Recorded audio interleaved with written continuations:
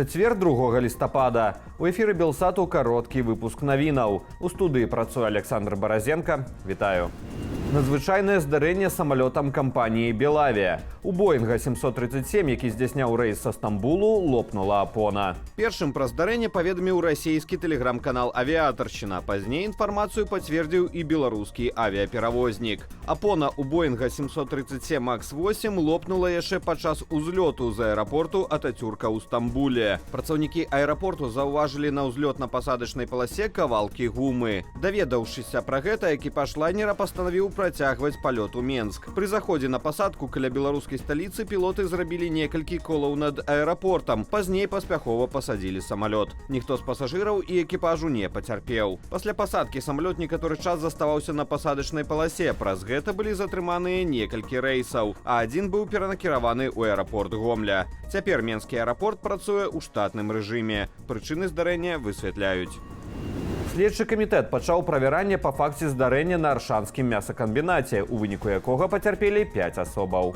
Учора днём падчас вырабу тушонкі адбылося некантраляванае скідванне ціску аўтаклава, у якім стэрылізаваліся бляшанкі. Адбыўся магутны выкід пару, частка бляшанак разляцелася па цэху. 5 працаўнікоў заводу з чэрапна-мазгавымі траўмамі і апёкамі дастаўленыя ў шпіталь. 2 з іх у цяжкім стане. У іх апёкі 40–60% цела. Услед за цукровай малочная справа. Сілавікі затрымалі кіраўнікоў некалькіх беларускіх малаказаводаў. Пра гэта паведамляе наша Ніва са спасылкаю на 3 незвязаныя паміж сабою крыніцы. Паводле інфармацыі выдання, затрыманні адбыліся прынамсі на лепельскім малочным камбінаце, а таксама ў структурах кампаніі «Бабушкіна крынка». Сутнасць справы, у межах якой праходзяць затрыманні, пакуль невядомая, але ўзнікаюць паралелі з гэтак званай цукровай справай, калі кіраўнікоў найбуйнейшых цукровых прадпрыемстваў затрымалі за махінацыі і адкаты пры продажы прадукцыі ў Расею. Вучэнні для рэагавання на акты тэрарызму сёння раніцаю паралізавалі жыццё баранавічаў. Мясцовыя жыхары паведамляюць, што ад самай раніцы на ўсіх асноўных уездах у горад вайскоўцы і сілавікі паставілі блокпасты. У горад не маглі ўехаць ні прыватныя аўтамабілі, ні цяжкавікі з таварамі, ні нават грамадскі транспарт. Людзі, якія спазняліся на працу ці па іншых неадкладных справах, вымушаныя былі ісці ў горад пешкі. У маладзечні падлетак пагражаў дзецям ножом. 16-гадовы хлопец пабачыў на прыпынку групу школьнікаў, якія гулялі з сасачнымі пісталетамі, што імітуюць гукі стрэлаў. Маладзёну не спадабалася, што школьнікі быццам страляюць у мінакоў.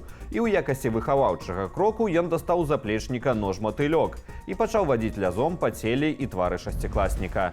Маладзёна затрымала міліцыя, пачалі крымінальную справу. Фонд «Байсол» распачаў збор на дапамогу асуджаным удзельнікам гурта «Торбэнд» і іхным сем'ям. Нагадаю, у панядзелак гомельскі суддзя Сергей Салоўскі прысудзіў музыкам Дмітрыю Галавачу, Яўгену Бурло і Андрэю Ярэмчыку 9, 8 і 7,5 гадоў калоніі адпаведна. Бубнаш Яўген Бурло падчас вынясення прысуду нават не мог самастойна стаяць. За кратамі ў яго рэзка пагоршыўся стан здароўя. Мужчыну патрэбная аперацыя на тазасцегневым суставе. Музыкаў, чыя хіты «Мы не народзяць», «Жыве» ды іншыя сталі сімвалам пратэстаў і збіралі мільёны праглядаў на Ютубе, затрымалі год таму. Іх абвінавацілі ў распальванні варожасці, стварэнні экстрэмісцкага фармавання і знявазе Лукашэнкі.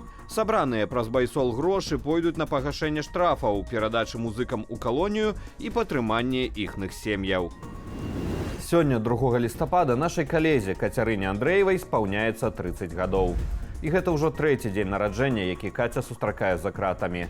За працу на Белсаце яна атрымала тэрмін большы, чым Салжаніцын у свой час – 8 гадоў і 3 месяцы калоніі. Гэтак сумна пажартавала самая журналістка пасля абвяшчэння ёй прысуду. Апошні свой эфір перад затрыманнем Кацярына правяла з акцыі памяці забітага сілавікамі Мінчука Рамана Бандарэнкі. У жывым эфіры яна разам з Дар'яй Чульцовай паказала жорсткі разгон гэтай акцыі і разбурэнне народнага мемарыялу на плошчы пераменаў у Менску. На сённяшні дзень Кацярына правяла ў зняволенні 2 гады, 11 месяцаў і 19 дзён. Каб павіншаваць нашу адважную калегу, можна напісаць ліст. На жаль, большую частку пошты яна не атрымлівае, але спрабаваць варта. Вітаю, шановных гледачоў Белсату. Белсату. Гэта партызанскі марш. Зноў вітаем нашых гледачоў на плошчы Пераменаў. Вітаю зноў гледачоў Белсату. Вітаю шановных гледачоў Белсату. І гэта ўсе навіны ў дзённым кароткім выданні. Заклікаю, пры умове, калі для вас гэта бяспечна, ставіць лайкі, каментаваць і дзяліцца нашым выпускам, каб ён трапіў да як мага большай колькасці гледачоў.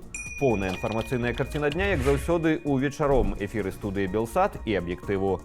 Беражыце сябе і заставайцеся з Белсатам.